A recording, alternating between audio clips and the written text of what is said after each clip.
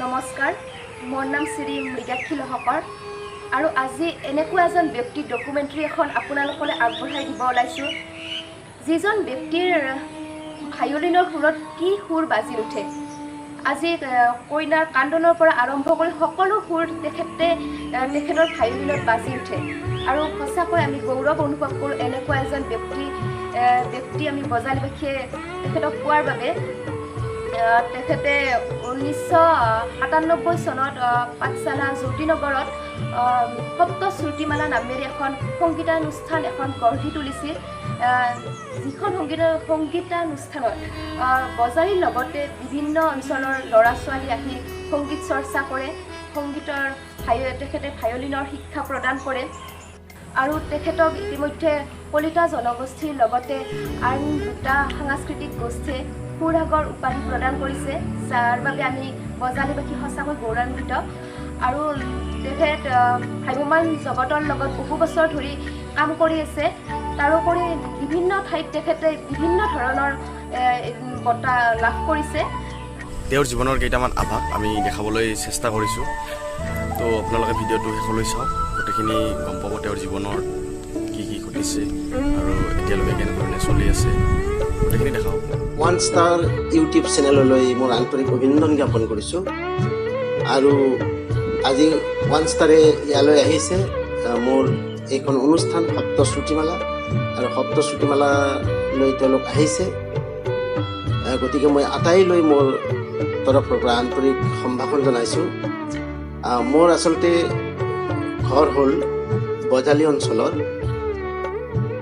ৰহাদৰ বিৰকলা গাঁও, আৰু মই এগৰাকী মূলতঃ সংগীতকৰ্মী আৰু বিভিন্ন বাদ্যযন্ত্ৰৰ লগত মই জড়িত, বিশেষকৈ ভায়লিন বাদ্যযন্ত্ৰৰ লগত মই জড়িত। আৰু লগতে মই বিভিন্ন মাধ্যমত সংগীত পৰিচালনাৰ কাম কৰোঁ, যেনেকুৱা ভ্ৰাম্যমান থিয়েটাৰ, চিনেমা বা অন্যান্য অডিঅ' ভিডিঅ' কেছেট ইত্যাদি। গতিকে মই বহু বছৰ ধৰি এই কৰ্মত ব্ৰতী হৈ আছোঁ। মূলতঃ সংগীতটো এটা পৰিৱেশ্য কলা, পাৰফৰ্মিং আৰ্ট, আৰু এই আৰ্টটো অসমত এতিয়া নতুনকৈ মানে কমাৰ্চিয়েল লাইনত গ্ৰ' কৰি উঠিছে। গতিকে এই ক্ষেত্ৰত আমাৰ যিখিনি উঠি অহা চাম, এই চামক মই মোৰ অনুষ্ঠান বা মোৰ কৰ্মৰাজিৰ দ্বাৰাই মই অনুপ্ৰাণিত কৰিব খুজিছোঁ, যাতে তেওঁলোকে এই ফিল্ডত কাম কৰি তেওঁলোকৰ জীৱনৰ ৰাস্তাটো বিচাৰি পায়, তেনেকুৱা এটা দৃষ্টিভংগী আগত ৰাখি মই কাম কৰি গৈ আছোঁ। আৰু মোৰ এই অনুষ্ঠানটো সপ্তশ্ৰুতিমালা 1997 চনতে প্ৰতিষ্ঠা হৈছিল, আৰু তেতিয়াৰ পৰা অৱশ্যে তাৰে আগৰ পৰাই মই অবিৰতভাৱে এই কৰ্মৰ লগত জড়িত হৈ আছোঁ। আৰু বিভিন্ন সময়ত বিভিন্ন পৰিৱেশৰ মাজত মই বিভিন্ন ছাত্ৰ ছাত্ৰী বা মোৰ তাতে শিকা ল'ৰা ছোৱালীৰ মই জন্ম দিছোঁ, আৰু তেওঁলোকে ইতিমধ্যে বিভিন্ন ফিল্ডত কাম কৰি আছে। অকল ভাৰতবৰ্ষ বুলি নহয়, বিভিন্ন ঠাইত, পৃথিৱীৰ বিভিন্ন ঠাইত, ইংলেণ্ড, আমেৰিকা, জাৰ্মানী ইত্যাদি ঠাইত আমাৰ যিখিনি ছাত্ৰ ছাত্ৰী, এই ছাত্ৰ ছাত্ৰীবিলাকে কাম কৰি আছে। গতিকে মই তেতিয়াই আনন্দিত হওঁ যেতিয়া তেওঁলোকে সুখ্যাতিৰে কামবিলাক কৰি যায়।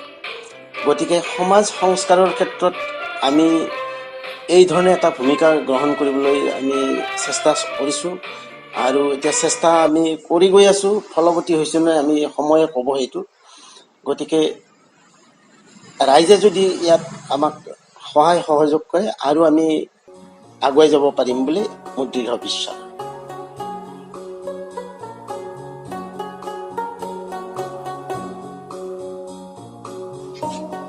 মোৰ জন্ম হয় 1967 চনত। প্ৰায় 10 বছৰ বয়সৰ পৰা মই সংগীত কৰ্মৰ লগত জড়িত হৈ পৰিছোঁ, আৰু তেতিয়াই মই বাদ্যযন্ত্ৰৰ প্ৰতি আকৰ্ষিত হৈছিলোঁ, বিশেষকৈ ভায়লিন বাদ্যযন্ত্ৰৰ প্ৰতি মই বিশেষ আকৰ্ষিত হৈছিলোঁ। আৰু তেতিয়াৰ পৰা মই জনাই নজনাই ভায়লিন বজাই গৈ আছোঁ, গৈ পেলাই আজিৰ বয়স আহি পাইছোঁ। আৰু এই দীঘলীয়া পৰিক্ৰমাত মই বিভিন্ন ধৰণৰ সংঘাতৰ সন্মুখীন হৈছোঁ। গতিকে সেই সংঘাতৰ মাজেৰে মই আহি এইখিনি অৱস্থা পাইছোঁ। যেতিয়া মই সংগীত হাতত তুলি লৈছিলোঁ বা বাদ্যযন্ত্ৰ হাতত তুলি লৈছিলোঁ, তেতিয়া মই ভবা নাছিলোঁ যে এইটো মোৰ প্ৰফেশ্যন হ'ব বা এইটো মোৰ জীৱিকা হ'ব, মই ভবা নাছিলোঁ। কিন্তু সময়ে পৰিস্থিতিয়ে মোক বাধ্য কৰালে যে মোৰ কাৰণে আচলতে সংগীতটো এটা প্ৰফেশ্যন হৈ পৰিল আৰু সেইটোকে মই সাৱটি মই বিভিন্ন ক্ষেত্ৰত কাম কৰি গৈ আছোঁ। আৰু কাম কৰি যোৱাৰ প্ৰতিটো মুহূৰ্ততে মই সদায় ভাবোঁ যে মই উন্নতিৰ জখলাত আগুৱাই যাম বা আগুৱাবলৈ চেষ্টা কৰিম। এনেকুৱা ধৰণে কাম কৰি গৈ আছোঁ। বিভিন্ন সময়ত মই বিভিন্ন মাধ্যমৰ লগত জড়িত হৈ পৰিছোঁ, যেনেকুৱা ভাস্কৰ্য শিল্প, এইবিলাক আপোনালোকে দেখাই পাইছে। গতিকে ভাস্কৰ্য শিল্পৰ লগতো মই জড়িত হৈ পৰিছোঁ বা বিভিন্ন আমাৰ আৰ্টৰ মাধ্যমতো মই জড়িত হৈ পৰিছোঁ। কিন্তু যি নহওক মোৰ সেইবিলাক গৌণ, মুখ্য হ'ল মোৰ সংগীত। গতিকে এই সংগীতৰ মাজেৰে মই এটা পৰিক্ৰমা পাৰ কৰি আহি আছোঁ এতিয়ালৈকে। আৰু বিভিন্ন সময়ত মই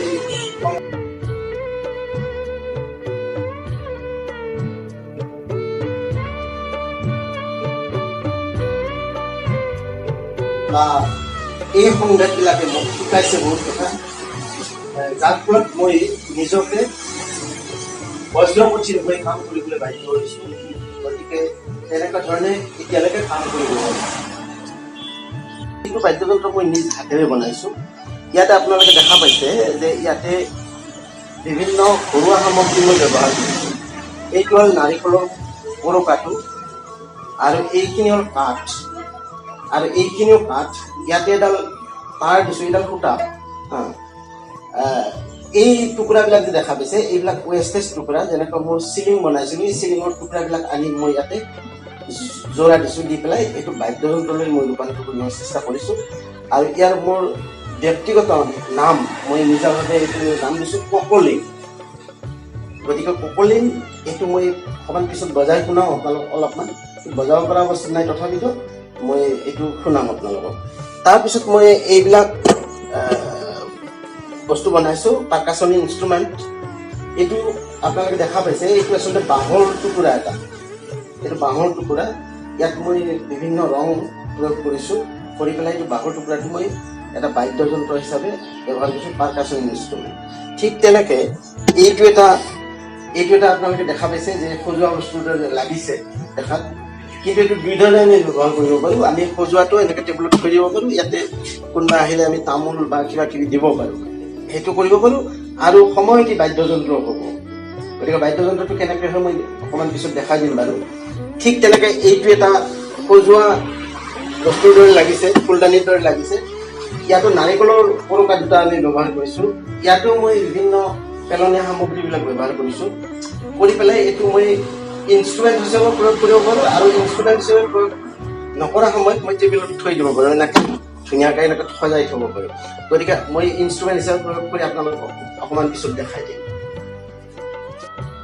আপোনালোকে আজি যিখন অনুষ্ঠান দেখা পাইছে সপ্তশ্ৰুতিমালা, এই সপ্তশ্ৰুতিমালা অনুষ্ঠানটো 1997 চনতে 97ত এইটো প্ৰতিষ্ঠা হৈছিল। আৰু এই যিখিনি ঠাইত সপ্তশ্ৰুতিমালা অৱস্থিত, এই গোটেই যিখিনি মাটি, এই মাটিখিনি প্ৰদান কৰিছিল প্ৰয়াত তৰুণ চন্দ্ৰ শৰ্মাই। আৰু পাঠশালা জ্যোতিনগৰ নিবাসী তেখেত এগৰাকী বিশিষ্ট সমাজকৰ্মী। আৰু এই অনুষ্ঠানটো আমি উজ্জীৱিত কৰিবলৈ চেষ্টা কৰি আছোঁ। গতিকে তেখেতক ইয়াৰ পৰা আমি শ্ৰদ্ধাঞ্জলি জ্ঞাপন কৰিছোঁ।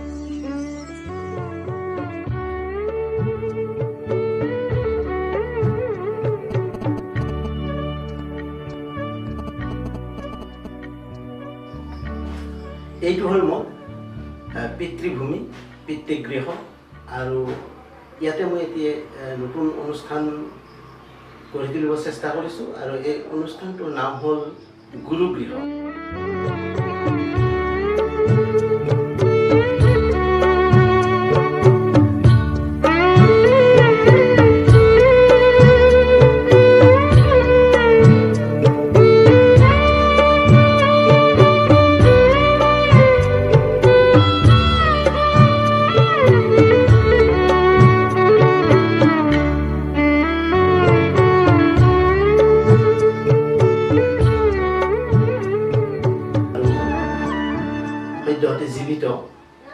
ভদ্ৰ বৰুৱাৰ নামত মই এই গুৰুগৃহটো তেওঁলোকক শ্ৰদ্ধা জনাই মই ইয়াতে আয়োজন কৰিছোঁ। আৰু এই অনুষ্ঠানটোৰ জৰিয়তে মই এই অঞ্চলত যিখিনি ল'ৰা ছোৱালী, এই ল'ৰা ছোৱালীখিনিৰ ক্ষেত্ৰত সংগীতক কেনেকৈ আগবঢ়াই নিব পাৰোঁ বা সংগীতক কেনেকৈ শিক্ষা হিচাপে অৱলম্বন কৰাব পাৰোঁ তাৰ এটা চেষ্টা চলাইছোঁ। আৰু গুৰুগৃহৰ জৰিয়তে মই ইতিমধ্যে আৰম্ভ কৰিছোঁ এতিয়া এটি নতুন প্ৰজেক্ট। এই প্ৰজেক্টটো হ'ল লোকসংগীতৰ প্ৰজেক্ট। আমাৰ অসমৰ যিখিনি লোকসংগীত আছে এই সংগীতখিনি মই সংৰক্ষণৰ কাৰণে এটা ব্যৱস্থা কৰি আছোঁ। ইতিমধ্যে মই বিভিন্ন প্ৰক্ৰিয়া হাতত লৈছোঁ আৰু বিভিন্ন মানুহক মই লগ কৰি পেলাই মই এই অনুষ্ঠানটোত এই লোকসংস্কৃতিৰ এটা ক্ষেত্ৰ কৰি গঢ়ি উঠাব চেষ্টা কৰিছোঁ। আৰু এই চেগতে কওঁ যে মই ইতিমধ্যে প্ৰায় 100টা বৰগীত বাণীবদ্ধ কাম কৰি আছোঁ। আৰু এইটো গাইছে অঞ্জলি তালুকদাৰে। সম্পূৰ্ণ হোৱা নাই যদিও কামটো, এই বৰগীত 100টা আমি সংৰক্ষণৰ কাৰণে ব্যৱস্থা কৰি মাধৱদেৱ আৰু শংকৰদেৱৰ যিখিনি বিৰচিত বৰগীত আছিল এই বৰগীতখিনি। গতিকে এই গুৰুগৃহৰ জৰিয়তে যিহেতু মোৰ পিতৃভূমি, এই পিতৃভূমি যাতে মই ঠিক সুচাৰুৰূপে চলাই নিব পাৰোঁ তাৰ কাৰণে এই গুৰুগৃহৰ মোৰ সৃষ্টি। আৰু এই গুৰুগৃহৰ জৰিয়তে মই অসমৰ ৰাজ্যক লোকসংগীতৰ যিখিনি সংৰক্ষিত অৱস্থা সেইখিনি অৱস্থা এধাপ যদি আগুৱাই লৈ যাব পাৰোঁ সেইটোৱে মোৰ চেষ্টা।